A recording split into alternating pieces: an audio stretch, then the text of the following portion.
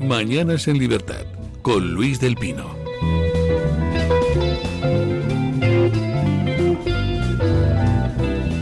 ...8:30 minutos, 7:30 en las Islas Canarias. Momento de empezar con nuestra tertulia del día. Don Jesús Truchuelo, ¿qué tal está usted? Muy buenos días, pues muy bien. Nada, ayer. Don José Antonio Fuster, ¿qué tal está usted? Fenomenal, sobre todo pensando... ¿Cuánto tiempo lleva usted aquí, don Luis? ¿En Radio Libertad? 2 años y poquito. ¿Y cuántas veces he venido? ¡Me estreno! Es verdad. Esto es increíble, de verdad. O sea, yo todos los días pensando, pero ¿por qué nadie me lleva a Radio Libertad con don Luis del Pino? Eso digo yo. ¿Por qué no le llevábamos a Radio Libertad? No lo entiendo. Portavoz nacional de Vox, nada. Y completamente aquí bloqueado por la Radio Libertad. Muy bien, gracias, Luis. Qué vergüenza. Aquí evitando mencionar a Vox y evitando hacer propaganda de Vox. De verdad, don Luis. Ay. Bueno, la verdad es que me alegra verle, porque efectivamente no había venido usted ningún día. Sí, muchas otras personas de Vox, pero sí. Usted no, en concreto. No, yo no. Está usted siempre tan ocupado que no hay manera de traerle. Eso también es verdad, pero... Bueno, la primera pregunta que yo podría hacerle a usted es ¿qué tal está su madre? Pues, hombre, muy mayor. Pues son, pero vamos. 90 años, cumple este noviembre. Qué maravilla. Y físicamente, pues eso, en fin, sus achaques, esas cosas, aunque últimamente un poco mejor. Luego ya de cabeza, pues estupenda, como siempre. Como siempre. Sí. Me he puesto una alarma para felicitarle en su cumpleaños. O sea, en 90, lo agradecerá. Fue la primera persona que me recibió a mí en el ABC y tengo un cariño muy, muy especial, aparte de una excelente periodista y una grandísima persona.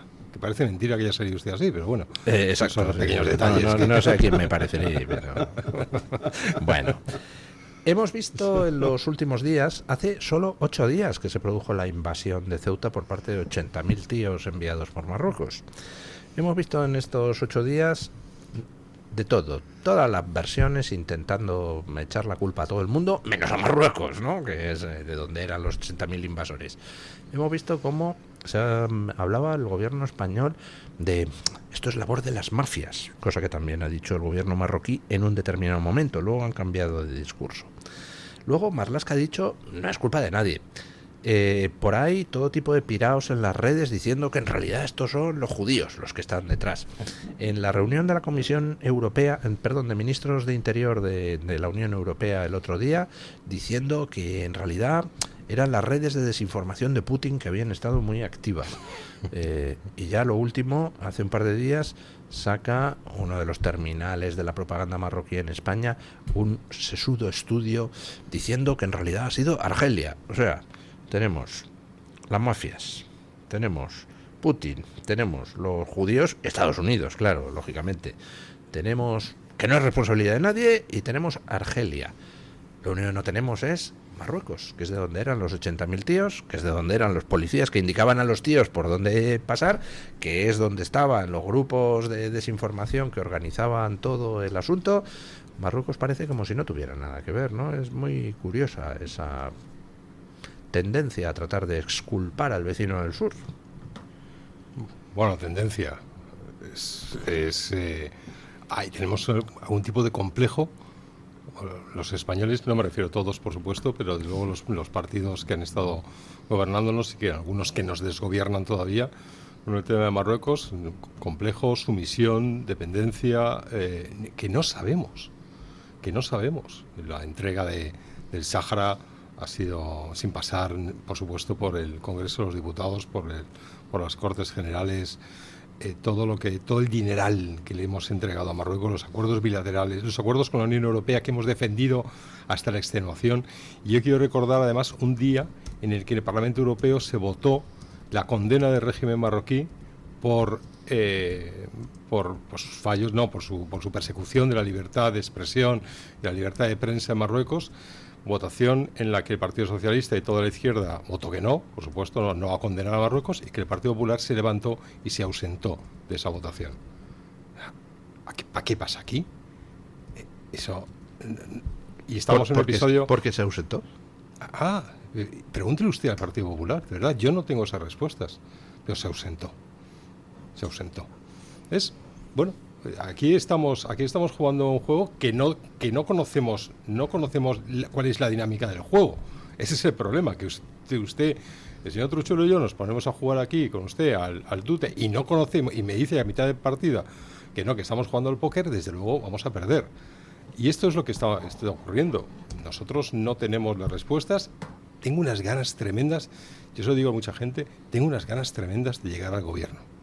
No personalmente, me refiero al partido, para que nos enteremos bien de qué es lo que está pasando y cómo ha podido ocurrir todo esto.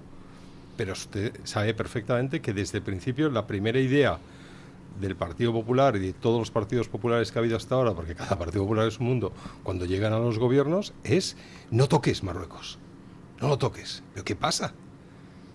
¿Por qué no podemos nosotros defendernos? ¿Por qué nosotros tenemos que ser el que resuelva los problemas a Marruecos? ¿Por qué tenemos que soportar episodios de guerra híbrida absoluta, clara, evidente, como fue el otro día la invasión de 80.000 personas, 80.000 marroquíes y algunos cuantos pocos subsaharianos en Ceuta? ¿Se acuerda usted de la que montamos, de la que se lió cuando la invasión en 2021 fue? Sí. Mayo del 21. Fue 10.000. Y ya entonces alertamos todos, dijimos, esto es un episodio que se puede... En la pequeña invasión de mayo del 2021... Ya pequeña para ahora, fíjese. Pequeña para ahora. Es increíble. Me acuerdo perfectamente que el señor Feijóo acusó a Santiago Abascal de utilizar, literal, lenguaje bélico. Bueno. Lenguaje bélico, eso dijo. Yo hoy le declararon persona non grata, don Jesús. Por supuesto, le declararon persona non grata por decir que era una invasión. Es mucho más grata Fátima Hamed, evidentemente. ¿Dónde va a parar? Yo hoy vengo escandalosamente indignado y muy desalentado porque evidentemente aquí hay yo no sé el porcentaje de las élites de este país que tienen algo con nuestro vecino del sur. Por cierto, don Luis, yo quería hacer un mini paréntesis para dedicar con permiso de don Borja Montoro, un recuerdo muy, muy especial a un grupo de alféreces de IMEC, 5 personas maravillosas, todos ellos andaluces, que hicieron la mili con don Borja Montoro en Córdoba, con la IMEC, alféreces de infantería, en el año 1990. Tuve el placer de conocerles y de pasar con ellos unas horas en el cumpleaños de don Borja y nada, me he acordado hace un rato de ellos y nada, les mando un saludo. Don Borja Montoro tenía que pegar unos gritos como alférez, vamos. Se le tenían que cuadrar todos, qué pasada. No le veo como alférez yo a don Borja. Fíjese que pues no, yo lo estoy viendo con esa le veo demasiado bonachón.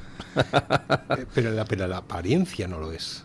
Y la apariencia es muy importante también en el ejército. Hombre, sí, si le pone usted un morrión, le puede caracterizar como un miembro de pues cualquier queremos una foto. Contingente español de la época gloriosa. Bueno, queremos una foto de don Borja Montoro vestido de alférez. Don Borja, queda usted emplazado a vestirse de alférez para ver cómo daba. Bueno, el caso es que tenemos en estos momentos una situación bastante peculiar, donde me da la sensación de que alguien quería organizar algo y les ha ido todo de las manos, porque está Marruecos reculando en el sentido de intentar lanzar mensajes de que ellos están, son los primeros interesados en evitar que estas cosas se repitan.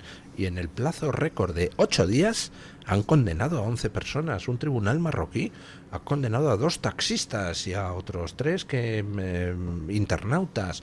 A los unos por incitar a la invasión y a los otros por llevar invasores hasta la frontera. No sé, hasta llevar 80.000, los 2 taxistas, los pobres han tenido que hacer una cantidad de viajes brutal, ¿no? O sea, es que es una cosa... Ya. En fin, ¿Pero por qué hace eso Marruecos? Pues hombre, porque la cosa no ha salido como ellos esperaban y necesita decir, no, yo estoy haciendo algo. Y también ayer lanzaban el mensaje de que, oigan, nosotros estamos dispuestos a aceptar a todos los menores. Es España la que tiene unos procedimientos administrativos y judiciales que lo impiden.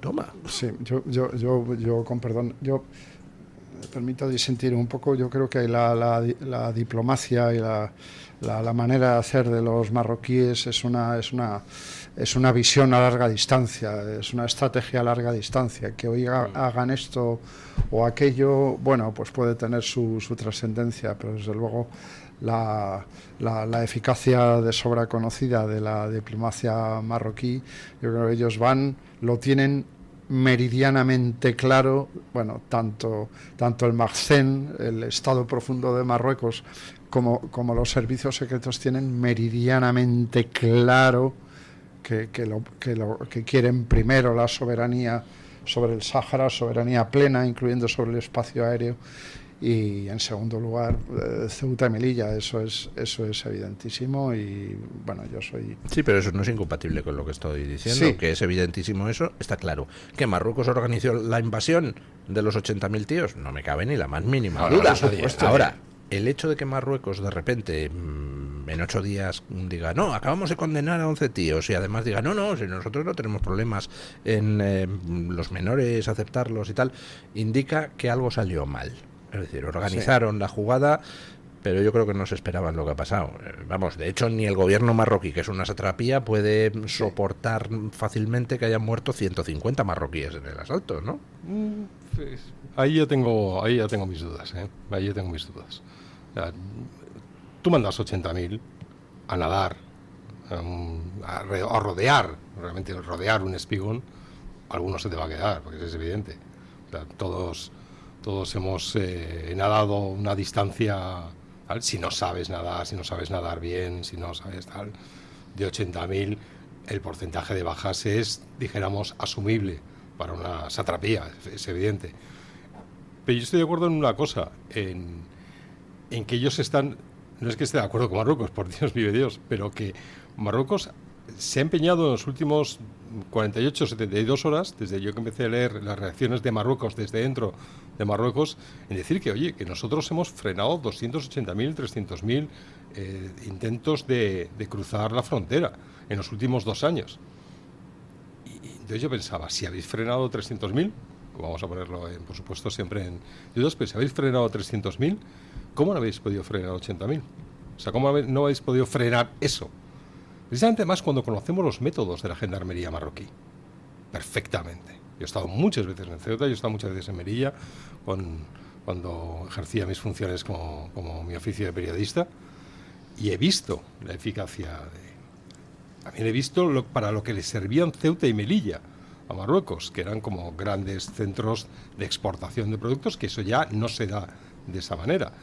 Melilla, por ejemplo, alimentaba todo el Rif. Y eso era una vía de escape muy buena para una zona muy deprimida de Marruecos, que tiene, desde luego, la dinastía alauita la tiene siempre en el punto de mira. En Ceuta, 3/4 de lo mismo. La frontera ya no es aquel tráfico de mercancías, ya no es aquel tráfico de productos, ya no son 500, 1.000 millones de euros cada año. Ya no es nada de todo eso. Las porteadoras ya no existen. Ya no existen los grandes centros de almacenaje, desde donde salen las porteadoras, aquellas con los fardos enormes, cruzaban la frontera para luego distribuir los productos entre... Ya no, nada de eso. Y luego Marruecos tiene otro problema gigantesco que no dice, que es el tremendo fracaso tanto de su sistema educativo como de su sistema de protección de los menores. Y los tienen ahí a todos. Entonces, ¿qué está haciendo? Yo no creo que estén, en el caso de los menores, desde luego, lo que nos está mandando Marruecos es lo que les sobra. Es lo que les sobra. Y esto tenemos que pararlo ya, pero pararlo ya es tomar una decisión tajante. Lo ha dicho Vox, bien, podría decirlo algún otro, ojalá, pero hay que militarizar la frontera. Claro que hay que militarizarla. Bueno, efectivamente. Bueno, yo creo que aquí hay tal cantidad de asuntos pendientes por hacer que verdaderamente ahora mismo, yo no tengo esperanza en que se vayan a hacer, pero vamos. Lo primero no de pierde, todo... No pierda la esperanza, don Jesús, de verdad, porque si perdemos la esperanza no nos queda nada. No, sí, se puede tener cierta esperanza, pero bueno, yo voy a citarme de una manera. Hace unos cuantos años preparé una larga monografía que se llamaba 14 razones detrás de la carencia total de conciencia de defensa en España. Conciencia que no es cultura de defensa, la cultura sería conocer la historia militar, tal. Yo me refería a la conciencia de defensa, es decir, a la necesidad de defensa. A la necesidad de defensa. Y bueno, hice la presentación pública en el aula magna del CSD y tal. Fue muy gracioso porque al término de la presentación se me acercó un compañero de promoción, hoy general de división retirado como yo, y me dijo: Jesús, muy bien, pero te ha faltado un factor, además de los 14. No lo voy a reproducir aquí, aunque tenía toda la razón, pero hoy es políticamente incorrecto, ya lo diré otro día. El caso es que tanto el sistema educativo, que es gravísimo, el sistema educativo, digamos... ¿Es español o marroquí? Español. Que han desarrollado tanto el Partido Popular como el Partido Socialista, les enseñan a los niños que un carro de combate vale lo mismo que 100 camas de hospital. Yo eso lo he visto en los libros de mis niños. En lugar de enseñarles lo que es el concepto de la disuasión, que no es otra cosa. El carro de combate es para que no lleguen a estar ocupadas las 100 camas de hospital. Claro, pero hay que explicar a los chavales lo que es la disuasión, que es decirle al enemigo: oye, el que yo sea moderado no quiere decir que soy débil, que es lo que nos está pasando. Y otra cosa que hay que enseñarle a los niños, a los jóvenes españoles en las escuelas y hasta es el asunto de los intereses nacionales vitales, que parece que aquí, como suena poco ético, suena éticamente feo, suena egoísta. ¿Así? Sí, los intereses nacionales se ha hecho creer a muchos españoles. A mí me suena fenomenal. Además siempre me ha sonado fenomenal. Yo acuerdo cuando aquella frase que espero que sea de Churchill, porque como todo se ha atribuido a Churchill, aquello de Gran Bretaña no tiene aliados, tiene intereses permanentes. Pero yo llevo en la radio ilustradas como... Yo llevo en la radio, no sé, 15 años hablando de, por ejemplo, la tontería que significa que alguien te venga y te diga: no, es que Perejil, la isla de Perejil, ¿para qué queremos una islilla estúpida? No, es que no es la islilla estúpida, es que una islilla estúpida tiene a su alrededor agua. Y entonces, dependiendo de dónde está la isla estúpida, las aguas territoriales tuyas van más allá o más acá. Y pasado mañana te puede salir un pozo de petróleo en tus aguas territoriales. Es que cada centímetro cuadrado de tu país significa potenciales recursos. Y si no, significa arma de negociación. El hecho es que los sucesivos barómetros y encuestas desde hace casi décadas, elaborados por distintos think tank españoles, nos pone siempre en la penúltima posición en cuanto a disposición para defender los intereses nacionales o la defensa de España. O sea, tenemos un problema muy grave. Yo a lo que iba, también en términos de disuasión creíble, la disuasión tiene que ser creíble, la voy a enlazar con un elemento provocador, don Luis, un elemento y un juego a los oyentes. Les voy a preguntar: ¿qué tiene que ver la princesa Diana, Lady Di, con Ceuta? Pues tiene que ver un poquito, y voy a ser un poco provocador. Si hay algún alma sensible que se tape los oídos porque a lo mejor se escandaliza o alguien me quiere denunciar a la Fiscalía de Delitos de Odio, y es que me voy a referir a la Convención de Ottawa. No sé qué es la Convención de Ottawa. La Convención de Ottawa, que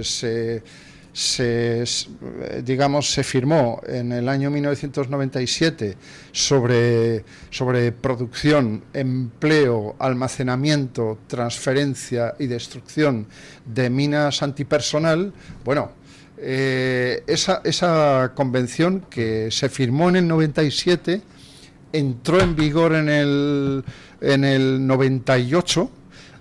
Pues a esa convención, bueno, por supuesto España, bueno, somos los más super mega guays y tal. Aznar en el año 98, un año después de la firma, obligó a Estados Unidos a que se llevase todas las minas antipersonal de las minas de las minas desplegadas en las bases americanas en España. O sea, fuimos los abanderados de la Convención de Ottawa. Yo voy a decir una cosa.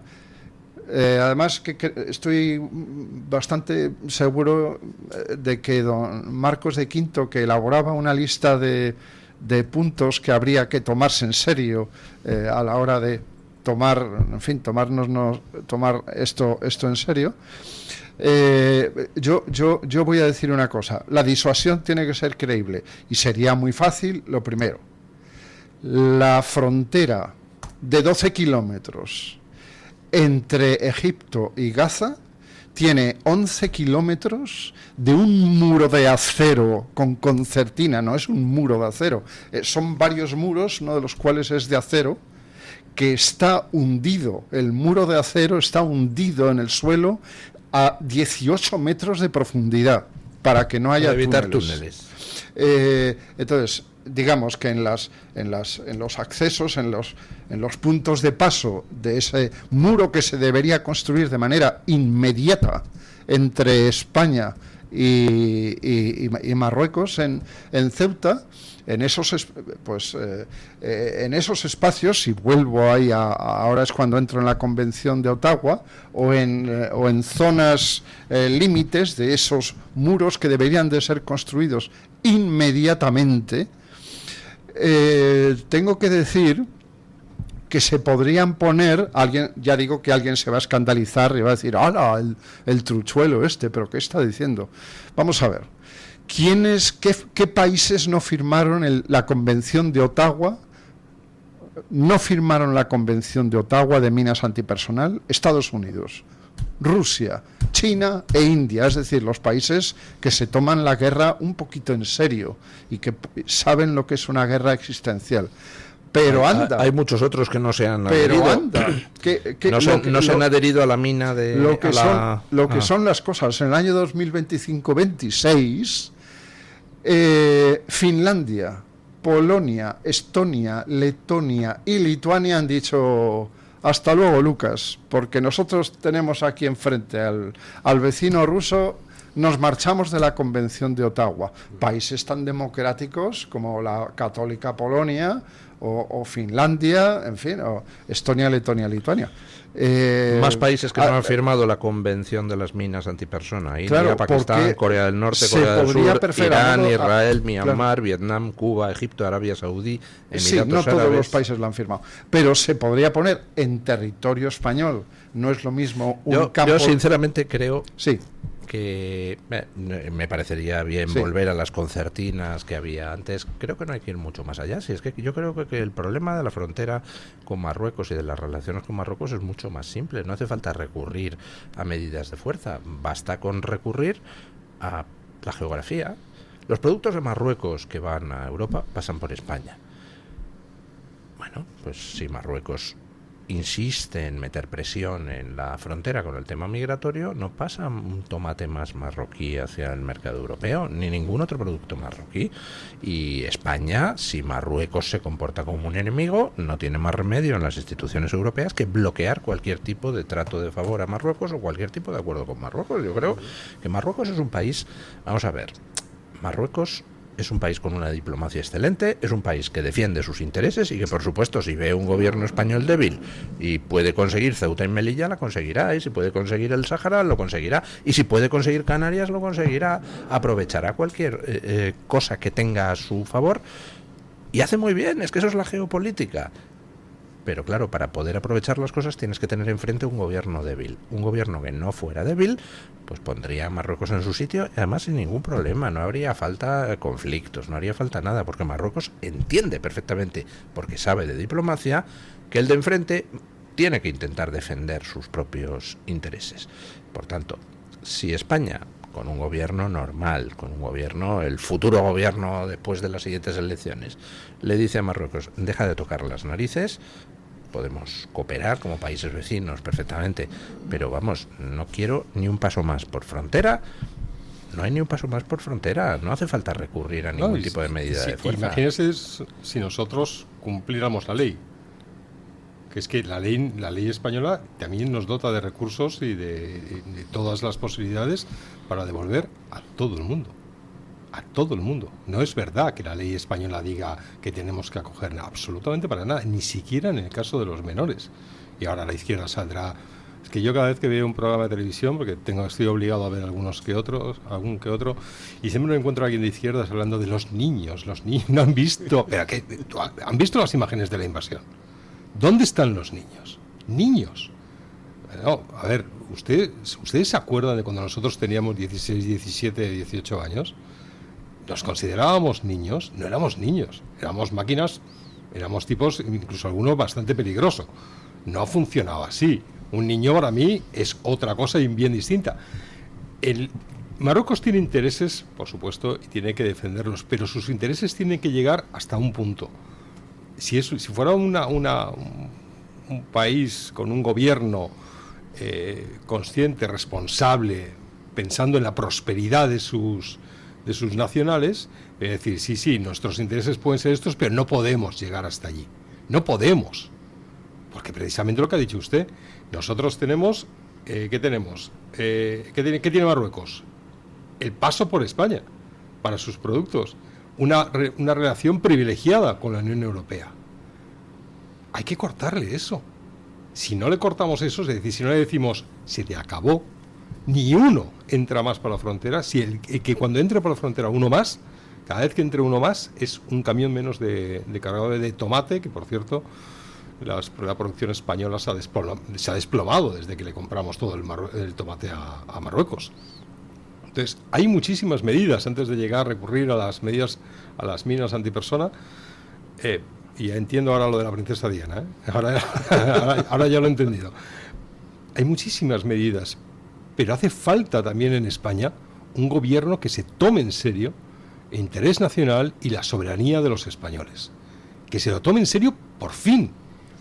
Porque ahora, esto ya, mañana salgo en cualquier programa de la primera. Pero si antes, la valla medía ¿cuánto? ¿Medio metro? Y no entraba ni uno. ¿Hace falta un muro? ¿Hacen falta las concertinas? No. Lo que hace falta es unos soldados dispuestos a cumplir con su deber y una ley. Ahí tengo que decir una cosa absolutamente crucial respecto a los soldados. Bueno, en primer lugar tengo que decir que a mí me parece muy bien pues eso, que se congelen activos, que se congelen las remesas de divisas de los marroquíes que trabajan en España, que se limite la libertad de movimientos de los marroquíes que circulen por España, que se presione la Unión Europea, tal, pero la disuasión o la presión, o como queramos llamarlo, tiene que ser omnicomprensiva, tiene que ser total, igual que Estados Unidos toma toda una serie de medidas, incluyendo, no es por si yo no pretendo barrer para mi terreno, pero incluyendo las militares. No, por supuesto, hemos hablado yo estoy de acuerdo con militarizar la frontera, pero y más, crear esa cultura, esa conciencia de defensa, ampliarla, y hay una cosa fundamental. Dotar a nuestras Fuerzas Armadas de los medios y los recursos necesarios, que no los tenemos, y ustedes, me va a permitir la crítica, han consentido durante décadas que todo lo que se le dé a los españoles sobre las Fuerzas Armadas sea como lo buenos que son ustedes repartiendo magdalenas. Maravillosos. Son ustedes fantásticos. Van ustedes a la reconstrucción, van ustedes tal, montan un magnífico, con su magnífica medicina, sanidad militar, montan ustedes unos hospitales, unos rol 2, 3 o lo que 4 en cada sitio, y hacen ustedes unos dispensarios maravillosos. Pero que no es eso. Si sabemos que ustedes han estado combatiendo. No hay nada que le diga un español. Creo que hay una película en 30 años, algo en Afganistán, o en claro. Irak, no me acuerdo dónde era. Hay una película, una. Por eso ahí me refiero a que en las escuelas, en el mundo académico también, pero sobre todo en las escuelas, se ha olvidado absolutamente explicar ciertas cosas a los niños, igual que en Estados Unidos, pues se ponen la mano en el pecho. Yo quería decir, y tiene toda la razón, una cosa muy importante, un mensaje muy importante para nuestro despreciable gobierno y jefatura política de las Fuerzas Armadas. Me refiero a Pedro Sánchez y a Margarita Robles. Voy a decir una cosa esencial, que a mí me indigna y además, y que consiste en, el otro día se vio en vídeos en X y tal, se veía, entrevistaba a alguien, a un soldado. Yo me dio la sensación de que era un soldado porque le habían quitado el empleo por la manera de hablar.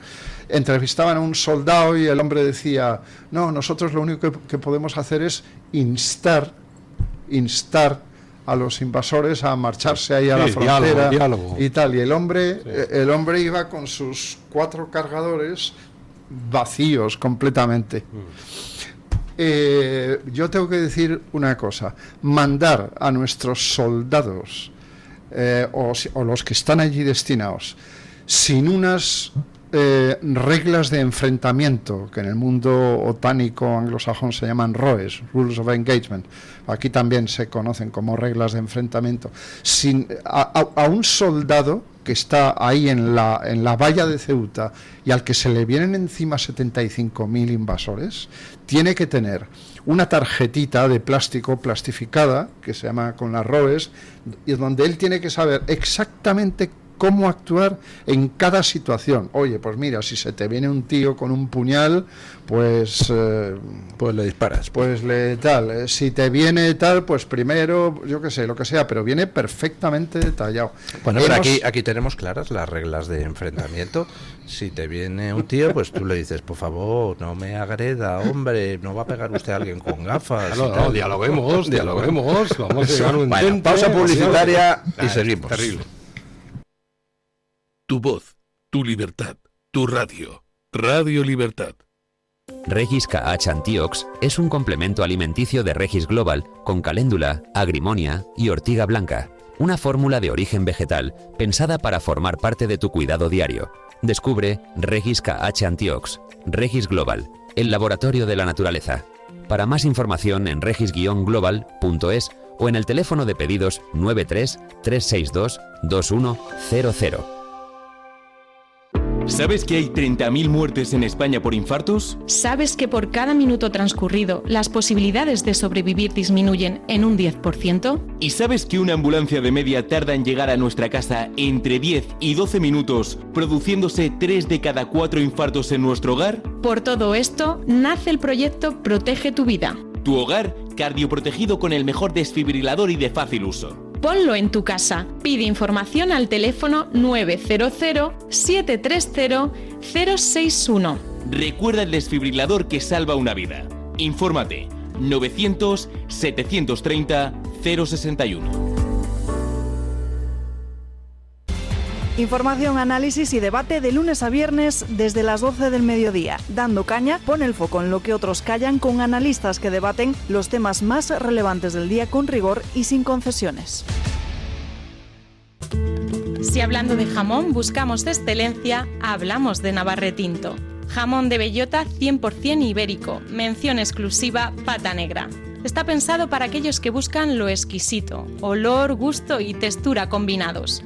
Pruébelo con total garantía de satisfacción, advirtiéndole que le creará adicción. Tendrá un 10% de descuento por ser oyente de Radio Libertad.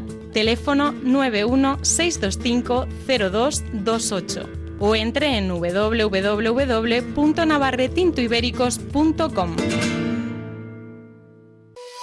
Escucha este programa cuando y donde quieras. No importa si te perdiste el directo, porque lo tienes completo en podcast. Encuéntranos en iVoox, Spotify, Amazon Music y Apple Podcasts. Radio Libertad, a un clic de distancia.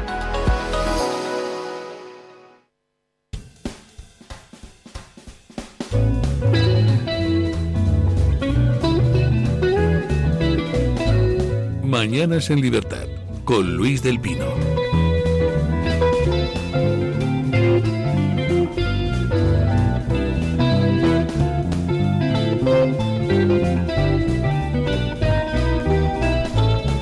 Bueno, esto de Marruecos nos ha enseñado que los vecinos a veces son un poco conflictivos, ¿verdad? Un poco. Un poquito. En las comunidades de vecinos, seguro que si ustedes han tenido alguna reunión de comunidad de vecinos alguna vez en su vida, pues también se encuentra uno a otro nivel, claro, a vecinos conflictivos, y se montan unos follones, sobre todo casi siempre por motivos económicos, que si no cuadran las cuentas de la comunidad, que si una otra derrama más, que si ¿por qué quieres hacer este gasto? Pues yo no lo pago, pues lo que pasa es que tú quieres que haya ahí una flor puesta porque te pilla en la ventana. Todas esas discusiones absurdas que la verdad es que le hacen a uno perder a veces la confianza en el género humano. Pero por regla general, casi siempre todo se debe a que las cuentas de la comunidad están manga por hombro o a que hay poco dinero en la comunidad. ¿Es su caso? ¿Tiene usted problemas en la comunidad de vecinos? ¿No cuadran las cuentas o los gastos no paran de crecer? ¿O tiene usted dudas sobre la gestión? Bueno, pues en Audita tu Comunidad te auditan las cuentas de la comunidad, las cuentas y la gestión, y te dan un informe claro, concreto, preciso, adaptado a tu caso, de dónde se puede meter mano a esas cuentas para que desaparezcan los problemas, para que no siga faltando dinero, para que las cosas se hagan de la mejor manera posible y para que al final pues todo eso redunde en una mejora de la convivencia entre los vecinos. Por solo 100 euros les hacen a ustedes el estudio identificando los puntos concretos de mejora. Si no se logra hallar ningún punto concreto de mejora, no tienen ustedes que pagar nada. Que sí que se hallan los puntos de mejora, pues ya saben, por solo 100 euros tienen el informe completo, sin cuotas ni compromisos posteriores. ¿Cómo pueden ustedes hacer que Audita tu Comunidad le eche un vistazo a sus cuentas? Pues muy fácil, llamen al 632-124-963, 632-124-963 o soliciten información sin compromiso a través de auditatucomunidad.com, porque en Audita tu Comunidad saben lo importante que es evitar los gastos innecesarios, prevenir imprevistos y tener la tranquilidad de saber que la comunidad está correctamente gestionada, tanto en el ámbito económico como en la convivencia entre vecinos. Bueno, vamos... Perdón. Y es curioso que el nivel de hostilidad al que puede llegar una comunidad de vecinos es independiente del nivel socioeconómico de esa comunidad de vecinos, Sí. porque hay situaciones violentísimas en comunidades de vecinos, yo que sé, en el Paseo del Pintor Rosales, por decir una zona de Madrid, o no sé, o en Vallecas, o en da igual, Vallecas, sí, efectivamente. es tremendo. Bueno, nos Pues entonces, ¿qué manda... haces? Blindas la puerta, ¿no? Claro. Digo, Nos manda el tema de Marruecos. Borja Montoro fotografías suyas vestido de militar para Me las que... acaba de enviar. ¿De vestido militar? Vale. Carmen Álvarez Vela me acaba de enviar las fotos de la reunión con los alféreces. Anda, sí, bueno. digo, bueno, venga, pues vámonos. Bueno, ¿Y cómo está ayer Borja hubo- de militar? don Borja mucho más delgado, son fotos de hace mucho tiempo, Claro. Pintón. Pintón, vamos, ahí. Mira tú. Bueno, ayer pues hubo una visita de el presidente Vivas de Ceuta al rey en el Palacio de Marivent. Visita pues visualmente descompensada, porque es que el rey es altísimo, caramba, y el presidente Vivas es más bien bajito. Entonces quedaba un poco chocante la fotografía que se distribuyó de esa reunión, pero bueno, eso es irrelevante. Lo importante es lo que se dijo, y lo que se dijo pues fue por parte del presidente Vivas, básicamente, que esto es inasumible, que en estos momentos el control de la frontera está en manos de un país, Marruecos, que no reconoce nuestra soberanía sobre Ceuta, que la situación es muy grave, que hay que echar inmediatamente a todos los marroquíes que han entrado en la ciudad irregularmente en esta invasión y que necesitan ayuda. Bueno, yo solo eché a faltar una cosa, que era un mea culpa. Es decir, hombre, ¿qué responsabilidad tiene el propio presidente Vivas en que hayamos llegado a esta situación? Porque si hemos llegado a esta situación es, entre otras cosas, porque, por ejemplo, el propio presidente Vivas consintió que el PSOE y el partido pro-marroquí de Ceuta nombraran a Santiago Abascal persona non grata en Ceuta, ¿no? Sí. El presidente Vivas es... aparte, tienen que... yo me dedico buena parte de mi tiempo a leer las declaraciones, lógicamente, a analizarlas, estudiarlas de otros líderes de comunidades autónomas, regionales, lógicamente también del gobierno. El caso de Vivas siempre ha sido un lloriqueo permanente entre la idea de, por ejemplo, tengo muchos menas aquí y necesito que las comunidades autónomas los acojan. Pero no le he escuchado jamás decir, diga, no, oiga, es que nuestra legislación, lo que dice la legislación, no solamente la nuestra, sino también Naciones Unidas, como también el acuerdo bilateral con Marruecos que tenemos y que no cumplimos nosotros, no le exigimos nada a Marruecos. Es decir, oye, menor que entre por la frontera, menor que tiene que ser inmediatamente abierto un expediente individualizado, escuchada la Fiscalía, se procede por el interés supremo del menor, interés que es el interés fundamental, el interés del menor, a ser devuelto con su familia a su país para preservar algo tan importante que también lo dice Naciones Unidas, como es su identidad, su cultura, su religión y su lengua. Y eso no es lo que yo le escucho al presidente Vivas. El presidente Vivas siempre ya da por hecho que menor que venga, menor que tiene que ser repartido. O sea, no hay una posición de fuerza, no hay una posición de exigencia. Siempre está diciendo que tiene la máxima colaboración del gobierno, que le encanta el gobierno, tal, que con Pedro Sánchez, que con todo el gobierno entero, que siempre han notado que estaban ahí apoyando. Le dices, tú, ¿quieres hacer el favor de defender los intereses de Ceuta y por ende de los de toda España?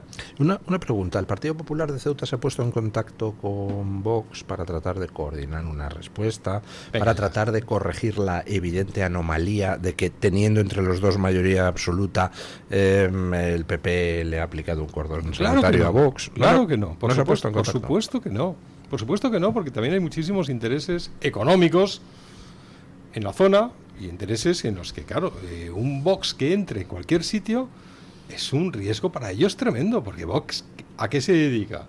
Primero, somos un partido de gobierno, queremos gobernar, tenemos la capacidad de gobernar, además creemos que lo podemos hacer mucho mejor, pero al mismo tiempo queremos acabar con todo lo que rodea la acción del bipartidismo durante todos estos años.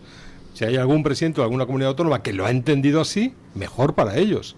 En el caso de Ceuta, desde luego, no entendemos, no vemos que haya esa conversión. Tanto cuando se declaró persona non grata a Santiago Abascal, como en el bloqueo y el cordón sanitario que dicen ellos, que le hicieron a Vox, para que Vox, que llegó a ser la fuerza más votada en Ceuta, y que por supuesto lo volverá a ser algún día, para que Vox no llegara al gobierno de Ceuta, porque no les interesa que Vox llegue al gobierno de Ceuta. ¿Ves que levantar alfombras es fascista? Sí, pero hay que muy fascista. Es lo más fascista que hay, yo creo, posiblemente. Pero hay que hacerlo. Hay que hacerlo, porque todo es que vivimos en Marruecos más, es evidente. Pero es que vivimos ahogados en una corrupción permanente. No estoy diciendo que Vivas sea un corrupto. Lo que estoy diciendo es que en esa ciudad hay unos intereses, hay unas ciertas oligarquías también, hay unos intereses compartidos con Marruecos, Sabemos todos, y don Jesús lo sabe perfectamente, que cada uno de los españoles de procedencia de origen marroquí guarda la negua en el cajón de su mesilla, es el carnet de identidad marroquí. Ya sabe usted perfectamente que por muy español que te hayan hecho los tiempos o las regularizaciones o las nacionalizaciones que te hayas podido acoger, ellos no pueden renunciar a la nacionalidad marroquí. marroquí. Con lo cual, yo estoy maravillado. Estamos nacionalizando marroquíes que por la Constitución marroquí no pueden renunciar a la nacionalidad marroquí y sin embargo no tenemos convenio de doble nacionalidad. Por tanto, esto es un fraude de ley con un piano de cola. ¿Sí? Claro. Entonces, una vez nos dicen, oye, ¿y qué van a hacer ustedes con la nacionalidad y con el cuándo? Revisarlas y exigir a los marroquíes, por ejemplo, que nos traigan un certificado que digan de su gobierno que diga que usted ha renunciado a la nacionalidad. Como tal cosa no es posible, tenemos un problema gigantesco. ¿Cómo hemos consentido esto? ¿Con una declaración responsable? Mire, que conocemos perfectamente lo que ocurre en Ceuta, Melilla. Digo, yo he estado muchas veces en mucho contacto de muchas fuentes en Ceuta y Melilla en mis tiempos, y les digo, en Melilla sobre todo. Hay el Gurugú. Hay el Gurugú y los campamentos que están ahí en el Gurugú. Perfectamente organizados, perfectamente controlados por la gendarmería marroquí, a la espera de una orden. Y la orden no la da alguien en redes. La orden no la da alguien que se dedica al tráfico de personas. La orden la da, sabemos todos quién la da. Y en ese momento comienza la presión. Pero esto no es nuevo. ¿Desde qué año llevamos? Las relaciones con Marruecos de España son tremendamente complejas porque no podemos fiarnos. No podemos. Sí. Yo quería decir tres cositas. Lo primero es, abundando en eso, el declarar persona non grata al líder del tercer partido nacional por ahora es mucho más que un documento firmado por eso. Es que tiene un valor simbólico muy fuerte. O sea, el valor simbólico de las cosas es muy importante, como cuando Marruecos, en una cena muy formal con el presidente Sánchez, colocaron la bandera de España invertida. Por supuesto, eso todo tiene su valor simbólico. En segundo lugar, yo agradezco, aunque le falta todavía por pedir ciertas disculpas a la señora Isabel Díaz Ayuso, porque parece que ahora ya dice que a sus niños, pues que claro, que hay que devolverles. Don Jesús, se acercan las elecciones, no se crea nada de lo que pueda decir, de lo que dijo en su momento. Simplemente se acercan las elecciones y la gente, y aquí en el Partido Popular en Madrid, lógicamente se ponen en modo disfraz de Vox, ya lo vimos en las pasadas elecciones y en las anteriores, no pasa nada. Bueno, la realidad es otra. Por desgracia. Yo creo en la capacidad de reconversión de la gente. Yo creo que todos tenemos derecho a equivocarnos y todos tenemos derecho a rectificar. Pero las rectificaciones requieren primero confesión de los pecados, propósito de enmienda. Y por tanto, yo echo de menos en el presidente Vivas de Ceuta. Y decir los pecados al confesor. Exactamente. Si no sirve para nada. Exacto. Entonces, yo echo de menos en el presidente Vivas, cuando hace ese alegato de, por favor, ayúdennos a defender Ceuta, yo echo de menos que añada, y pido perdón por todas las cosas que yo he hecho para favorecer a los enemigos de España en Ceuta. Pues entonces y para eso, para conseguir el perdón, tendrás que cumplir la penitencia, que es el último requisito, ¿verdad? Sí. ¿Y qué es cumplir la penitencia?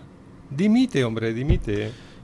O por lo menos anuncia que rompes tu dependencia del PSOE y del partido pro-marroquí en Ceuta, ¿no? Por ejemplo. Y en el caso de Ayuso, 3/4 de lo mismo. A mí me parece muy bien que ahora salga a decir que los menores extranjeros con quien deben estar es con sus padres. Pero entonces debería decir, y pido perdón a Vox por haberles insultado cuando Vox decía eso hace 2, 3 años, 4 años, donde decía que, pero si son tan españoles como Abascal y esas cosas, ¿no? Su consejera hace 2 años, de verdad, 2 años. 2 años y poco. Su consejera de Asuntos Sociales, Ana Dávila, decía algo tan hermoso como que ella había visto con sus propios ojos que los menores, que los menas venían aquí a integrarse, y se refería exactamente a los del centro de Batán. Madre mía de mi vida. Yo entonces le recomendé un método medieval que funciona muy bien, que son las gafas. porque si la había visto con sus propios ojos es que algún problema tenía. No es verdad, no es verdad. Yo solamente quiero volver un momento sobre el tema de los MENAs, porque ahora mismo ya es portada en todos los periódicos. Es decir, ¿cuánto ha pasado? 6 días, 7 días desde la invasión de Ceuta, y ya están repartiéndose los menores. ¿Pero qué es esto? ¿Qué es esto? ¿Esa es la solución? No. El interés supremo del menor es permanecer en su país, de acuerdo a su identidad, su cultura, su religión y su lengua, con sus padres. En el caso de que los padres sean o hayan desaparecido, o sean unos gualtrapas, o sean perniciosos para el menor, deberá estar en manos del Estado marroquí. Estado marroquí que recordemos que no es, que por mucho que nosotros lo consideremos una satrapía, la Unión Europea lo considera un Estado seguro, con los mecanismos sociales necesarios para acoger y para cuidar y para proteger a un menor. Entonces, ¿qué estamos haciendo?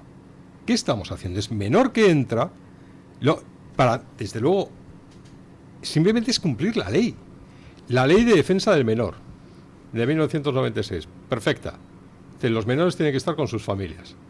La propia ley de extranjería siempre tiene que primar y hay que hacer todos los esfuerzos necesarios hacia el reagrupamiento familiar, devolver al menor con su repatriación y devolverle con su acuerdo bilateral con Marruecos, en el cual Marruecos se compromete a localizar a los padres, a conocer toda la afiliación de ese chaval, si es que chaval, porque ya sabemos todos que el 60, 70 o esta vez el 80% de todos los menas son falsos menas.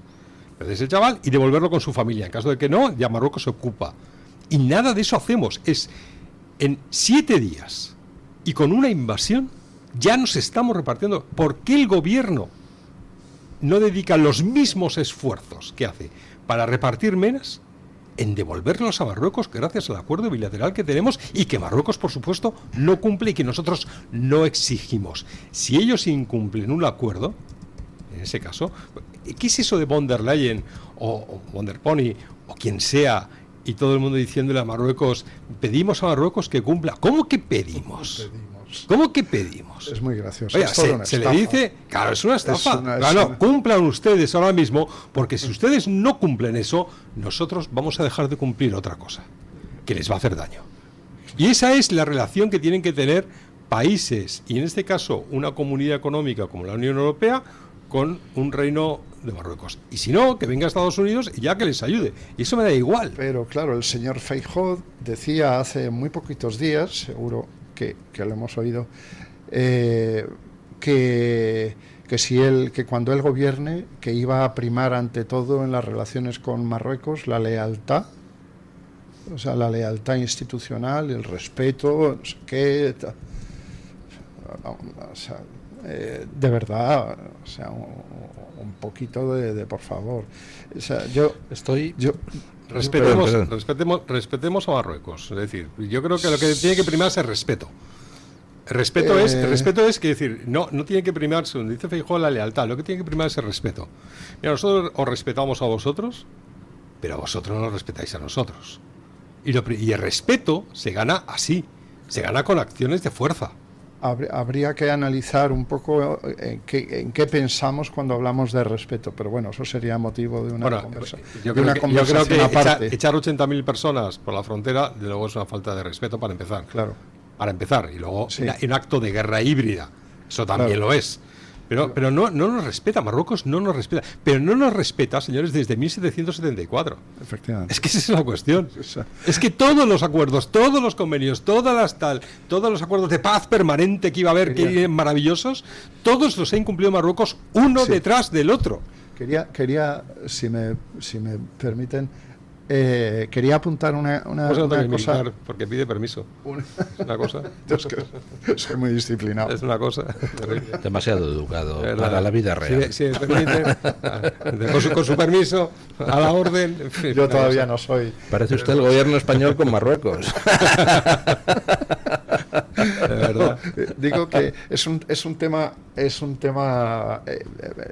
quizás que pueda parecer de menor importancia. Por cierto, quiero decir que yo no he propuesto antes que se establezcan campos de minas, que no es lo mismo un campo de minas. No entre otra vez en debates cerrados. Al grano. Quiero decir que en las unidades españolas, las unidades militares españolas que están ahí en Ceuta y Melilla, pues hay un tanto por ciento, igual que están los porcentajes por unidades, están en el Estado Mayor del Ejército, en el Estado Mayor de la Defensa, los porcentajes de, yo qué sé, de mujeres en las Fuerzas Armadas, de iberoamericanos en las Fuerzas Armadas, tal, pues hay estadísticas tal de militares musulmanes en las unidades de Ceuta y Melilla. El tema de qué ocurriría en una situación de conflicto respecto a la lealtad de este personal, pues ahí está. Nadie... Bueno, pero no es un tema que nos afecte exclusivamente a nosotros. En Israel tienen ese mismo debate, ese mismo conflicto, dado que en Israel hay ciudadanos que son musulmanes. Y hay ciudadanos que son cristianos, hay ciudadanos que son drusos, y hay ciudadanos que son beduinos y tienen sus unidades en el ejército, y se plantea precisamente eso. ¿Dónde terminan las lealtades no creo que sea un problema precisamente porque están en unidades como legionarios o regulares que tienen una gran disciplina, sí. Una gran disciplina y aparte también una conciencia. Sí. Pero yo lo que quiero decir es que además que me vienen muchos recuerdos de mis años como agregado militar de España en Túnez y en Libia, y además que todos lo sabemos, que el mundo musulmán pueden ser individualmente, o sea, los musulmanes, lo decía el otro día en un tuit en X, pues hay muchos hogares españoles donde hay empleadas del hogar que se llaman Fátima, que se llaman personas estupendas, trabajadoras, tal, no sé qué. Estupendo, muy bien. Pero no nos olvidemos que todos ellos pertenecen como todos sabemos, a lo que se conoce como la Umma, que es la hermandad de creyentes, la hermandad de creyentes musulmanes, y que esa Umma, esa comunidad de creyentes musulmanes, tiene precedencia sobre la lealtad, sobre lo que es la ciudadanía, que es un concepto civil más propio de los tiempos de la Revolución Francesa, y tiene precedencia la pertenencia a la UMA sobre la nacionalidad española, francesa, tal. Entonces yo lo apunto simplemente como una curiosidad. El mejor ejemplo para eso sería el Misián. ¿Perdón? El Misián. El Misián. El Misián fue el tipo que le salvó la vida a Franco. Sí. Aquel teniente, vamos, lógicamente rifeño, creo que era rifeño. Sí. Y que le salvó la vida a Franco, que estaba con el ejército español, que le salva y que luego se convierte en uno de los grandes amigos. Yo creo que posiblemente el único amigo que tuvo Franco. Franco no era mucho de amigos, era su primo. Tal. Sí. Y luego llegó a ser gobernador militar de Galicia, de La Coruña, ¿no? Gobernador. Sí. Y al final fue llamado por Hassan II o Mohamed V, sería Mohamed V. No fue sería Mohamed V. Sería Mohamed V, para dirigir, para liderar, para ser el jefe del ejército marroquí. Y lógicamente le dijo a Franco, al final, me tengo que ir. Por cierto, murió en Madrid. Sí, no fue diputado a Cortes. No sé si fue. No creo. Estoy. No creo. Pero es una figura fascinante, la del Misián. Es una figura fascinante que encarna muchos de los valores y muchos de tal, un intenso amor a España, pero al final del todo, marroquí. Es una cosa muy curiosa, pero bueno, yo creo que es un debate que nos conduce a un callejón sin salida, del cual no podemos ir. Bueno, pausa publicitaria y salimos del callejón sin salida. Entonces sí que tenía... Tu voz, tu libertad, tu radio. Radio Libertad. ¿Sabes todo lo que el magnesio puede hacer por ti? Es vital para tu energía, tus músculos y tu bienestar. Con solo 2 litros de agua mineral Sierra Cazorla obtienes hasta el 30% del magnesio que necesitas cada día. Y además es muy baja en sodio, perfecta para cuidar tu salud. Agua mineral Sierra Cazorla. Rica en magnesio, baja en sodio, rica en vida. Encuéntranos en iVoox, Spotify, Amazon Music y Apple Podcasts. Radio Libertad, a un clic de distancia. ¿Sabes que hay 30.000 muertes en España por infartos? ¿Sabes que por cada minuto transcurrido las posibilidades de sobrevivir disminuyen en un 10%? ¿Y sabes que una ambulancia de media tarda en llegar a nuestra casa entre 10 y 12 minutos, produciéndose 3 de cada 4 infartos en nuestro hogar? Por todo esto, nace el proyecto Protege tu Vida. Tu hogar cardioprotegido con el mejor desfibrilador y de fácil uso. Ponlo en tu casa. Pide información al teléfono 900-730-061. Recuerda el desfibrilador que salva una vida. Infórmate 900-730-061. ¿Quiere anunciarse en la radio y no sabe por dónde empezar? En Radio Libertad le brindamos la oportunidad de promocionar su negocio en una emisora comprometida con la libertad de expresión. Aproveche nuestras ofertas exclusivas para nuevos clientes. Además, si aún no tiene su anuncio preparado, no se preocupe, nosotros lo creamos por usted. Contáctenos hoy mismo a través de publicidad@radiolibertad.es o llámenos al 91 732 4895. No lo piense más. Anúnciese en Radio Libertad. La libertad en tu radio. Comienza tus mañanas en libertad. Radio Libertad. En Regis Global creemos en una forma de cuidarse basada en la naturaleza, la formulación y el bienestar diario. Por eso hemos desarrollado una gama de complementos alimenticios pensada para acompañarte cada día. Regis Global, el laboratorio de la naturaleza. Descubre toda la gama en regis-global.es o en el teléfono de pedidos 93 362 2100.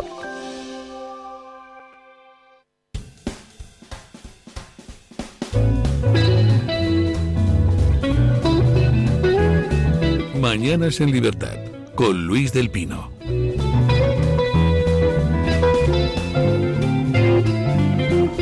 Bueno, 9:31 minutos, 8:31 en las Islas Canarias. Estamos comentando fuera de micrófono que lo de Ceuta, lo de Lomena, tiene tantas aristas que nos daría para rellenar toda la tertulia y 3 más.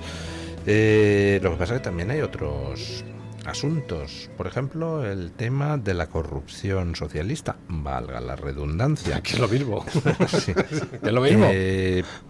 Hay hoy una noticia, un par de noticias que me llaman bastante la atención. Lo primero, hemos rescatado hoy, gracias a un oyente, una noticia que salió hace ya un par de años, cuando estalla el caso Koldo.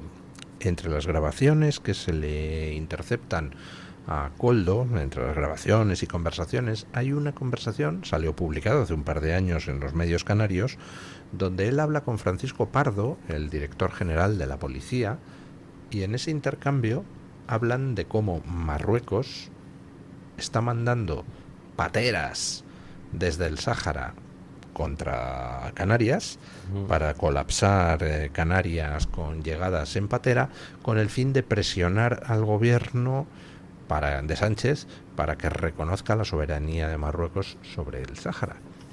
Entonces, teniendo en cuenta que acaba la Audiencia Nacional de abrir un procedimiento para ver qué ha pasado en Ceuta con la invasión, pues quizá estaría bien que llamaran a declarar a Francisco Pardo, el exdirector general de la policía, y a Koldo, para que digan qué datos tenían de que era Marruecos quien estaba mandando las pateras hacia Canarias, ¿no? Por delimitar responsabilidades y esas cosas. Y luego hay otra noticia curiosa, y es que la UCO le ha comunicado al juez que tiene dispositivos electrónicos de Koldo y de Aldama que no puede acceder a ellos porque están encriptados. Lo de Koldo lo entiendo, pero lo de Aldama, ¿no estaba colaborando Aldama con la policía y no se había ofrecido a dar las claves de los dispositivos electrónicos encriptados que la policía tenía en su poder?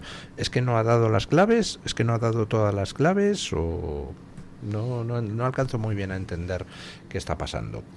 En general, pues continúan adelante todos los procedimientos judiciales contra el Partido Socialista, las cloacas, el robo puro y duro, etcétera, etcétera, y pues no sabemos qué nos va a deparar este mes de agosto y la el mes de agosto vacaciones. depara poco, ¿verdad? Porque como sabe usted que hay un apagón judicial en el mes de agosto, vamos a saber, conocer poco. La gente lo que tiene que estar pensando es en la playa, en descansar lo más que pueda, pero en septiembre va a ser un mes fascinante. Hay apagón judicial, pero no policial. No, claro.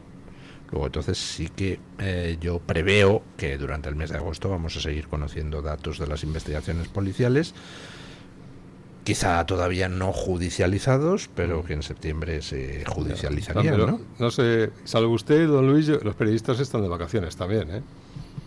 Pero la gente no, la audiencia no. No, si no es eso. O sea, digo, para que alguien filtre, pase una información y podamos enterarnos de algo, porque sabemos cómo funciona esto, pues hace falta dos cosas. Uno, que no esté de vacaciones en el juzgado o en la policía, y otra persona que no esté de vacaciones. Oiga, queridos investigadores, que yo no estoy de vacaciones, pueden No está de filtrarme lo que vacaciones, quieran. pueden filtrar lo que quieran, efectivamente. Y ya lo analizamos. La corrupción del PSOE, y el otro día creo que lo dije en rueda de prensa, porque me empecé a contar todos los casos que había, de todos los investigados que había, y todos los procedimientos en los que estaban en curso personas del núcleo de Pedro Sánchez o del Partido Socialista, y me salía que tenían más casos de imputados que diputados en el Congreso, diputados. Bueno, es más o menos, al final viene a ser lo mismo. Que estamos hablando de verdad de una mafia. Estamos hablando de algo, además, que a mí me fascina, porque este gobierno llegó prometiendo que no iba a ser como los anteriores, prometiendo que precisamente que la corrupción no iba a tener cabida. La persona que hizo la moción de censura a Mariano Rajoy, bueno, al bolso de Mariano, que Mariano se fue a una cafetería o un bar, la persona que hizo esa moción de censura, ¿se acuerdan ustedes perfectamente quién era? José Luis Ábalos, que decía aquellas cosas de la corrupción no es admisible, la corrupción no puede ser. Pero estamos locos, y ahí me encantaría que alguien me dijera ¿qué hace falta para que alguien dimita? Porque hasta ahora, por ejemplo, por la de Ceuta, solamente creo que han echado, no han dimitido, sino que han echado a una pobre funcionaria del Departamento de Comunicación que estaba que fue la primera que puso en la web que habían entrado 46.000 personas. Dijeron, esto es inaceptable, como estamos nosotros comunicando la verdad, hay que echarla, la echaron. Pero aquí no se echa a nadie, aquí no dimite nadie, aquí no pasa nada. Entonces, ¿qué hace falta para que alguien renuncie o dimita? Hace falta ni siquiera ya una imputación. ¿Se acuerda usted de que hace años decía Pedro Sánchez también? No, si un compañero se llame como se llame, es imputado, lógicamente, y procesado, inmediatamente desapartado del partido. Bueno, ¿dónde está Zapatero? ¿Le han echado ya del partido? Es decir, ¿qué hace falta? ¿Dónde hemos puesto el listón ético? Después de la tragedia de Adamuz, por ejemplo. ¿Dónde lo hemos puesto cuando te asaltan 80.000? ¿Quién ha caído del Centro Nacional de Inteligencia? ¿Qué ministro de Defensa ha caído? ¿Qué ministro del Interior ha caído? ¿Qué delegado del Gobierno ha caído? Nadie. Decía el otro día Marlaska que el que ocurran desgracias o cosas no implica que haya responsable. No, claro. Pues, Vale, entonces cuando nosotros lleguemos al Gobierno, y ese día llegará, ¿se nos va a medir por el mismo rasero? Absolutamente no. Bueno, pues entonces habrá que prepararse. Absolutamente. Esa es la cuestión, habrá que prepararse. Ese es el... Claro. Es muy interesante cómo hemos pasado en tan poco tiempo de una España en la que llega un gobierno y dice que no va a haber más corrupción y que toda la culpa es de la corrupción, a un gobierno absolutamente asolado por la corrupción, y de ócico, y además una mafia familiar y personal y de núcleo fuerte y de secretarios de organizaciones y tal, y que no pase nada. Increíble. Una pregunta, ¿qué datos tienen ustedes, si es que tienen algunos, sobre la celebración de las próximas elecciones? Ninguno. Porque, ¿no? Ninguno, Porque se lo puedo prometer. Lo no tenemos ninguno. lo que llega es que habría elecciones en febrero o marzo. No, eso sería, está usted actuando, pensando que el que le dijo eso, actuó con lógica. Claro. Hombre, hay que tener elecciones en febrero o marzo para que le dé más o menos tiempo para las elecciones municipales y autonómicas, que es donde se juega, en las municipales, gran parte de su poder feudalillo el Partido Socialista y el Partido Popular en algunos sitios, pero el Partido Socialista sobre todo, para que aquello no se desmorone. Entonces daría tiempo, febrero o marzo, que haya un cambio de gobierno, se supone, que pueda empezar a atacar con la ultraderecha, con lo que quieran, para que las elecciones municipales no sean un desastre. Eso sería lógica. Pero Pedro Sánchez no es un presidente lógico. No lo es. No lo es un psicópata. Claro, es que yo creo que la gente de bien, yo creo que estamos todos muy habituados a utilizar el pensamiento lógico y racional. Yo sinceramente creo que hay que descartarlo cuando hablamos de esta gente. Sinceramente, o sea, no es esta persona, me siento incapaz de descartar el pensamiento lógico.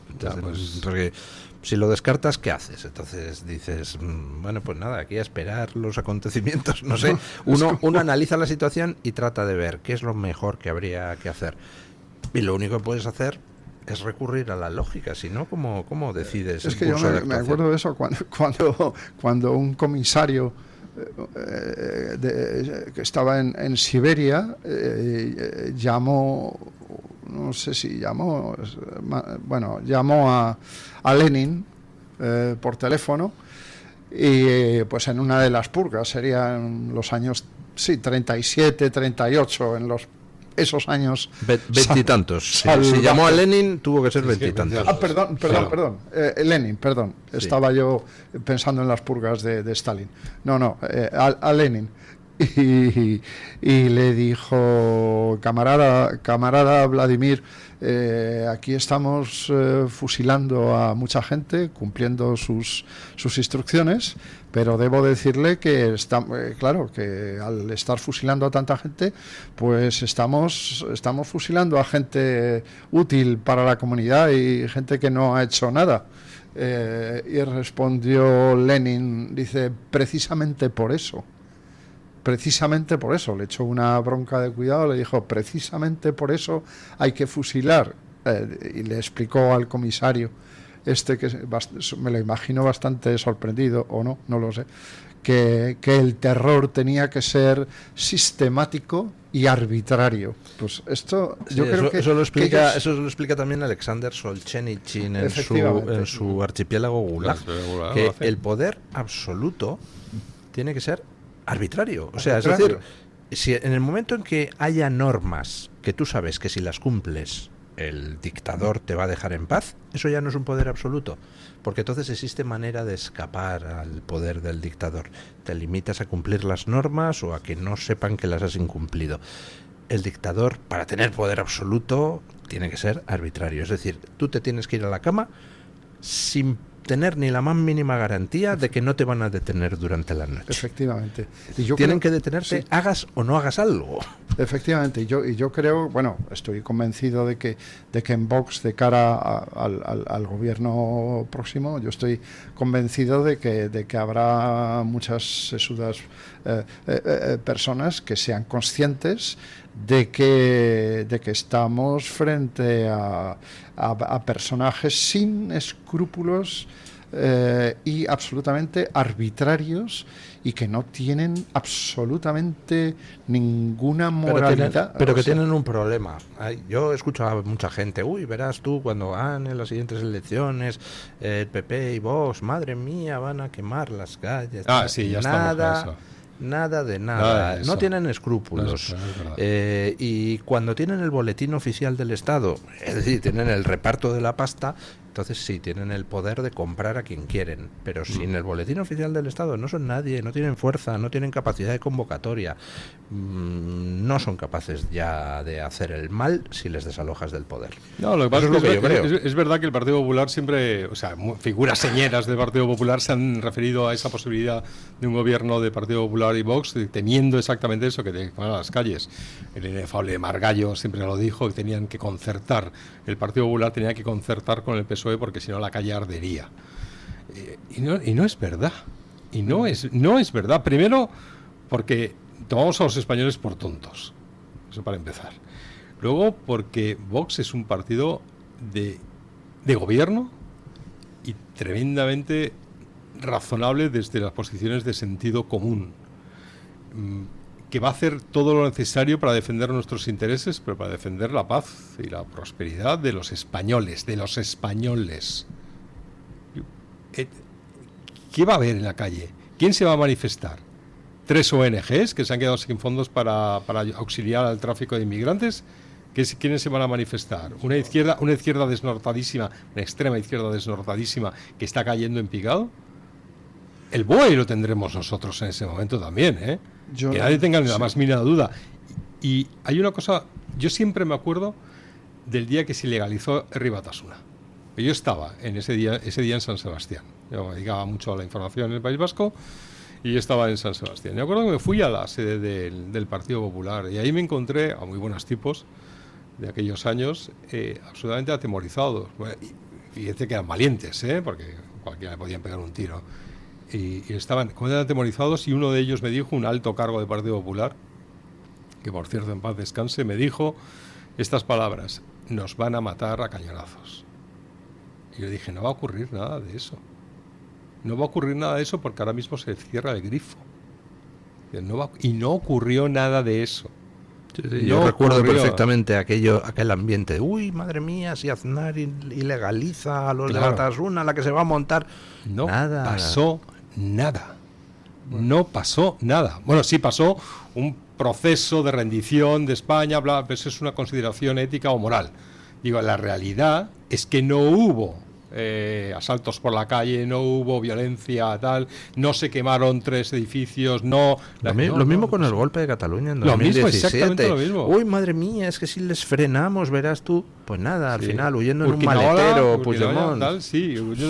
Hubo unos altercados, ¿recuerdan ustedes? En la plaza aquella de muy restringidos a un sitio muy concreto. Y porque el gobierno de Mariano Rajoy mandó atados de pies y manos a las fuerzas de seguridad allí, que si les manda a hacer su trabajo, 2 minutos duran los altercados. Claro, y eso es lo que tienen que tener los españoles, la seguridad y la convicción de que un gobierno en el que esté Vox, o en el que ojalá tuviera la mayoría Vox, sería un gobierno que mandaría a los recursos del Estado a hacer su trabajo.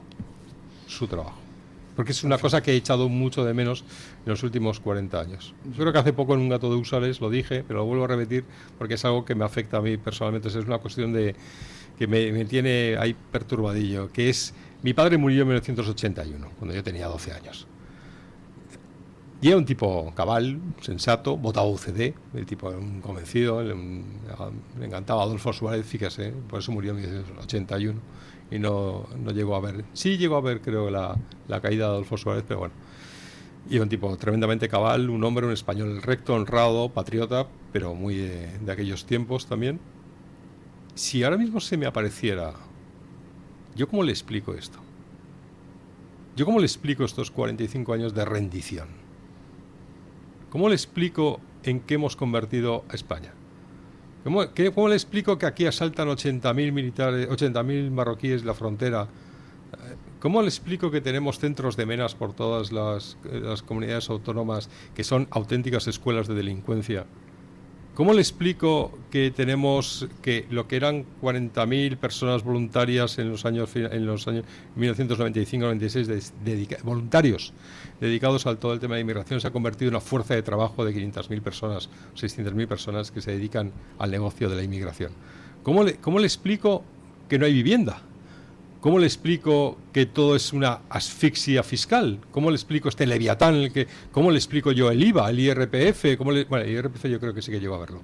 Pero ¿cómo le explico toda la serie de impuestos? ¿Cómo le explico que tengo que pagar por aparcar en la calle? ¿Cómo le explico que mis hijos no van a poder vivir cerca de mí, por muy buenos tipos que sean? ¿Está usted recordando la película esa francesa de dos tíos que vienen de la Edad Media y aparecen aquí en la sociedad moderna? No la he visto. ¿Cómo se llamaba aquella Los película? visitantes. Los visitantes. Los visitantes. Y no la he visto. Y no la he visto. Pero ¿cómo le explico, don Jesús? Yo no sé. Yo a esto, pues ese es mi problema, el principal de mis problemas y el motor que ahí me lleva a levantarme cada día como portavoz nacional de Vox, estando en Vox, diciendo yo tengo que hacer lo que tengo que hacer. Yo respecto al tema este del van a quemar las calles, yo no soy tan optimista. No soy tan optimista, no puedo serlo. Tiene que serlo. Me estoy acordando de Jesús, unos amigos chilenos que vivieron en pleno centro de Santiago el levantamiento popular en el año 2019, utilizando como pretexto la subida de un billete de metro, y aquello fue Pero fue Piñera, que en paz descanse, fue Piñera el que incumplió su misión, su obligación de defender a los chilenos. Fue el presidente Piñera, centrista muy asimilable a lo que sería Rajoy, que en paz descanse, digo, que se mató en un accidente de helicóptero, ¿se acuerdan? Sí, yo quiero decir una cosa. Si llega a gobernar, ojalá fuese Vox, evidentemente, pero si es Alberto Núñez Feijóo, como le pongan un muerto sobre la mesa, y eso se hace en cualquier momento, Don Jesús, Chile, con Piñera pasó lo que pasó. Con Boric, por supuesto, no pasó nada porque era de los suyos. Ahora ha llegado José Antonio Cast y lleva ya algún tiempo. ¿Ha oído usted hablar de algo? No, porque ahí está bien hecho. ¿Cómo que está bien hecho? Pues en 2019 se lo habían volado todo. Milei en Argentina. Uy, madre mía, la que van a organizar los peronistas, que llevan 70 años. Pues no han organizado nada. Les quitas el dinero y se les acaba la fuerza. Claro, esa es la fuerza que tienen estas organizaciones, asociaciones, partidos. El dinero. Solo les mueve el afán, solamente les mueve el afán de dinero. Nada más, es económico. Corte usted el grifo. A José Antonio Cast no le ha montado nada. Porque además todos saben que a José Antonio Cast no le temblaría el pulso. Ya lo sé, y a Milei no le temblaría el pulso. No le tembla el pulso, sí. Y al de Asprilla, que ahora mismo es el presidente de Colombia, no le va a temblar el pulso. Invito a los oyentes a hacerse una pregunta. Vamos a suponer que ganan el PP y Vox las elecciones y hay un nuevo gobierno aquí. Póngame por favor Vox y el PP. Venga, Vox y el PP ganan las elecciones, entonces gana Vox las elecciones, segundo el PP, Feijóo de vicepresidente de Abascal, tal. Vamos a suponer que entonces salen las escuadras de la extrema izquierda a incendiar las calles. Bien, dirigidas por Irene Montero, por Pablo Iglesias, por el kiosquero, por Yolanda Díaz. Uy, por Dios, qué miedo me da, ¿no? Por favor. No es que son nadie. Les quitas el BOE, les quitas el dinero y no son absolutamente nadie. Porque ninguno de ellos está dispuesto, por supuesto, no a arriesgar su integridad física, ni a arriesgar un euro de su propio patrimonio. Todos ellos lo único que saben es vivir de los demás, vivir del sueldo público, de la ONG, de que le han nombrado no sé qué. Ninguno de ellos va a poner nunca un céntimo de euro de su bolsillo para ninguna idea revolucionaria. Lo primero que habrá que hacer será los medios de comunicación, una limpia, pero vamos. No, pero no es tan importante eso, de verdad. Los medios de comunicación se han dado cuenta. Muchos medios de comunicación están regulando todos. Mire, el mundo, el país, están hablando de invasión. Los mismos que nos decían hace 6 años, hace 4 años o 5, que nosotros éramos unos fascistas por hablar de invasión. Pero ellos ya hablan de invasión. Los reportajes cada vez se enfocan más hacia la seguridad de los trabajadores españoles. Van a mirar lo que el Madrid Sur, por ejemplo, que nosotros en Vox estamos trabajando tanto, Isabel Pérez Moñinos lo está haciendo también en Madrid Sur. Estamos viendo dónde la inmigración realmente crea los problemas, porque los problemas no los crea en la calle Pradillo. Bueno, ahora ya el mundo no está en la calle Pradillo, pero ni en...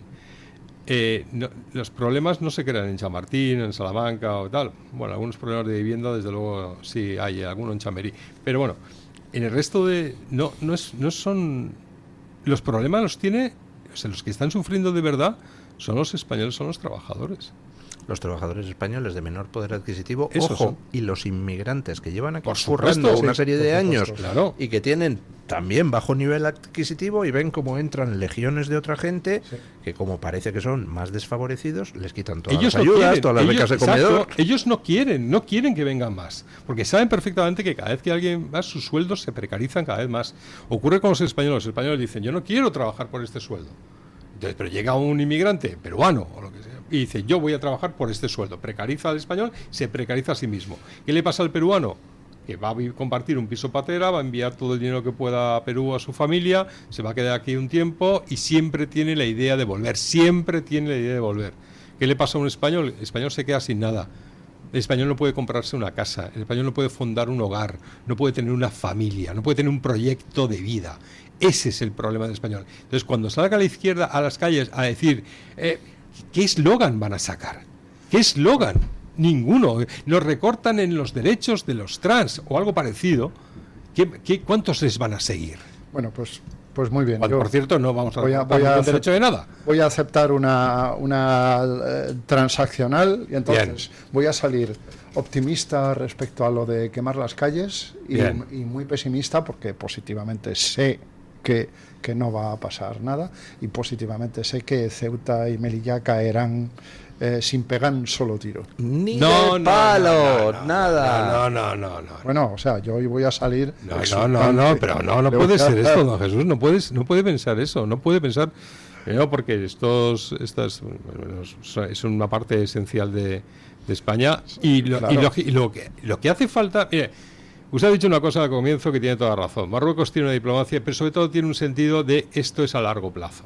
Vale, pues a largo plazo tenemos que trabajar también nosotros. Debemos empezar a trabajar a largo plazo. A largo plazo es crear una conciencia de defensa, crear una conciencia de que Ceuta y Melilla y todas las posesiones nuestras en el norte de África son absolutamente España, una parte fundamental además de España, que Marruecos por supuesto ni existía ni estaba por existir. Y nosotros, pero podemos crear eso a través de lo que se llaman los recursos de la batalla cultural. Cultural. La batalla por la conciencia de defensa ha sido uno de los grandes fracasos estrepitosos de la democracia española. Y eso se dice desde en los estados mayores, en los think tanks de defensa. Ha sido. Ya le he dicho antes, don Jesús, y no quiero ser otra vez pesado, pero creo que gran parte de la culpa la han tenido ustedes, los militares, que han permitido nosotros, que se les ponga a decir son ustedes unos magníficos tíos repartiendo tiritas y no es así. No hay más que escuchar a los propios militares que ha ido ascendiendo el poder político, algunos de los cuales dan un poco de vergüencita ajena escuchar a algún alto mando militar, pues eso, las tonterías que dice en plan somos aquí la ONG de yo que sé. Primero, bueno, que me lean a mí lo que digo yo en X. ya lo sé, si yo le leo, don Jesús, pero la realidad es que ustedes han consentido esto. Pero la conciencia de defensa, los militares, no podemos cambiar los planes de enseñanza de los colegios. Todo lo que se pueda cambiar. Yo estuve en Afganistán. Bajé con las tropas de la Alianza del norte. En Mazar y Sharif. Yo estuve en Kabul y en Bagram. En Kabul y en Bagram. Pero al comienzo de todo, yo bajé con los de la Alianza del Norte. Yo he visto lo que las tropas españolas han hecho. Yo sé, por otros compañeros, lo que hicieron en Irak. Yo he visto cómo trabajan las tropas españolas. Usted lo sabe perfectamente lo que ocurrió en Irak. Lo sé. Lo sabe. ¿Quién más lo sabe? ¿La Comisión de Secretos Oficiales? Efectivamente. Eso, señores, creo que es, en buena parte, culpa de los propios militares. Que por un ascenso, muchos de ellos se han dejado comprar. Bueno, comprar quiere decir que esto no se sepa. ¿Cómo que no se tiene que saber? Si con lo que hemos hecho nosotros en Afganistán y en Irak, Mel Gibson te hace 5 películas. Bueno, lo que es evidente es que, al poder militar no se le puede echar la culpa de una cosa como es batalla cultural, que al al ejército en su conjunto. Ahora, ciertos elementos del ejército, por pues supuesto. Hombre, se han mostrado muy dispuestos a dejarse comprar por el poder político, pero vamos, tampoco hay que culpar al ejército porque ni le cuento la cantidad de periodistas que se dejan comprar por el poder político. ¿Y políticos a sueldo de Marruecos? Por ejemplo. ¿Se acuerda usted de los eurodiputados, de aquel escándalo que hubo de compra de eurodiputados? El Qatargate. ¿A través de Qatar? ¿A través de quién pagaba? ¿De Marruecos? ¿Han sabido ustedes algo de todo esto? Aparte de esos 2 o 3 que fueron ahí investigados, tal, porque la cosa aparentemente afecta a unos 50 eurodiputados. ¿A quiénes están comprando? ¿Cuántos políticos, expolíticos del Partido Popular y del Partido Socialista están trabajando para el Reino de Marruecos? Ni se sabe. Se saben unos cuantos. Sí, sí. Y algunos publican tribunas en los periódicos. Ahí lo dejamos. Bueno, don Eric Gutiérrez, ¿qué dice nuestra audiencia? Pues vamos a hablar de qué dice la audiencia sobre pues, otro que puede estar también cobrando de Marruecos, o no. Concretamente, don Luis preguntaba por qué razón cree usted que Sánchez actúa como si trabajara para Marruecos. Dábamos 4 opciones: chantaje, está untado, lo ordena Soros o es pura idiotez. A ver, ¿ustedes qué creen? No, es 4. Las 4. ¿Y usted? También las 4. Bueno, pero no se pueden decantar por una. ¿La que más? ¿Cuál es la que más? ¿Chantaje, está untado, lo ordena Soros o es yo pura creo que idiotez? está untado, sinceramente. Es una sospecha, por favor. Vamos, no está mi abogado presente en la sala. El chantaje es como es general, abarca muchas cosas. Yo sé. Es todo. Es una mezcla perfecta de idiocracia. De dejarse comprar, de dejarse vender, de tener una red clientelar, de tener un futuro personal. ¿Quiénes tienen casa de residencia en Marrakech? ¿Expolíticos españoles? ¿Quiénes? No lo vamos a decir aquí, ¿verdad? Bueno, Felipe González. ¿Sí? Por ejemplo, claro. ¿No? ¿Hay alguno más? ¿Algún exministro de Defensa por ahí con muchos papeles del CNI? José Bono. Quizá, puede ser. No lo sé. ¿Algún ministro o alto cargo en ejercicio como Luis Planas? Quizá también. Es que es increíble. Pero ¿qué estamos viendo? Mira, ¿quién se quiere ir a vivir a un país en el que no se respetan ni los derechos humanos ni tal, y los homosexuales son perseguidos? ¿Qué socialista como Ilfo dice Marruecos es mi lugar en el mundo? Venga ya, por favor. A ver, es que para otros es Venezuela. Bueno, eso también es verdad. Van de Guatemala de peor. Oye, Zapatero tenía una extraordinaria relación con Marruecos también, forjada de aquella manera. ¿Quién se comenta, se rumorea? Nos han dicho que no ha oído que decían que era Zapatero el que consigue ciertos contratos para cierta consultora en el que participa gente del Partido Popular y del Partido Socialista, dirigido por un exministro socialista, para defender los intereses de Marruecos. ¡Tarán! Es que es increíble. No sé dónde quiere usted poner el acento. Está por ahí. Si quiere se lo dejo muy masticadito y muy blanco todo. Bueno, ¿y qué dice Luis? La audiencia con el 55% cree que lo que más, porque es verdad que muchos han dicho que son las 4, son 3 de ellas, son 2, querían hacer mezclas de las mismas, ya lo comentábamos esta mañana, pero la que más es el chantaje. Un 55%, un poquito más de la mitad de la gente cree que es lo que más se le está haciendo a Pedro Sánchez, ese mítico caso que Pegasus, le tienen, ¿no? Pillado por sus partes pudendas. Efectivamente, el caso Pegasus, pues las saunas, bueno, a saber el qué. ¿Qué será? Con el 29%, la segunda opción más votada, está untado.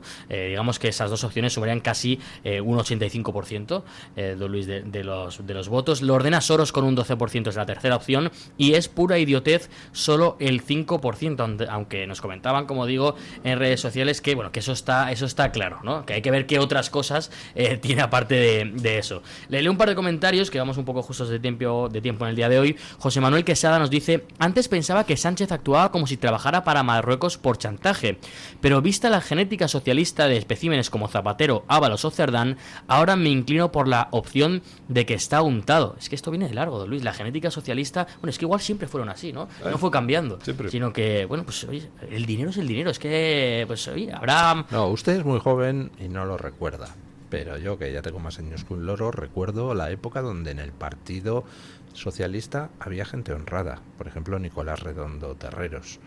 O sea, ha habido, aunque usted no lo pueda creer, ha habido gente en el Partido Socialista que no eran ladrones. Nicolás Redondo, fenomenal. Sigue hasta llegar a 5, porque es que a mí no puedo.